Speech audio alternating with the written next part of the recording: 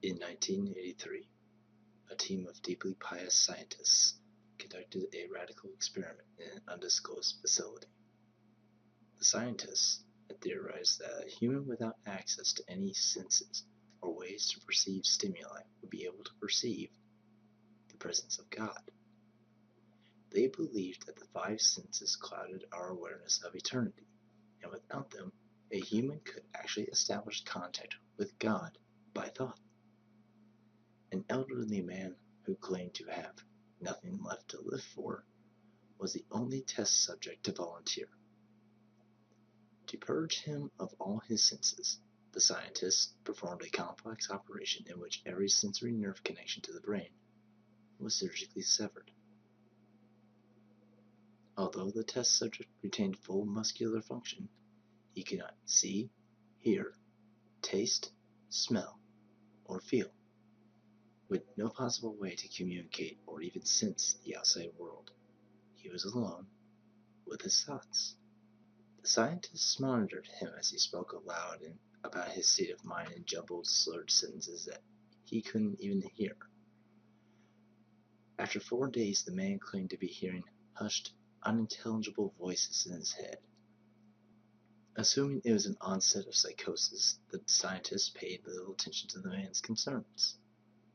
2 days later, the man cried that he could hear his dead wife speaking with him, and even more, he could communicate back. The scientists were intrigued, but were not convinced, until the subject started naming dead relatives of the scientists. He repeated personal information to the scientists that only their dead spouses and parents would have known. At this point, a sizable portion of the scientists left the study. After a week of conversing with the deceased through his thoughts, the subject became distressed, saying the voices were overwhelming. In every waking moment, his consciousness was bombarded by hundreds of voices that refused to leave him alone. He frequently threw himself against the wall, trying to elicit a pain response. He begged the scientists for sedatives, so he could escape the voices by sleeping. This tactic worked for 3 days, until he started having severe night terrors. The subject repeatedly said that he could see and hear the deceased in his dreams. Only a day later, the subject began to scream and claw at his non-functional eyes, hoping to sense something in the physical world. The hysterical subject now said that the voices of the dead were deafening and hostile, speaking of hell and the end of the world. At one point he yelled, "No heaven, no forgiveness," for 5 hours straight. He continually begged to be killed, but the scientists were convinced that he was close to establishing contact with God.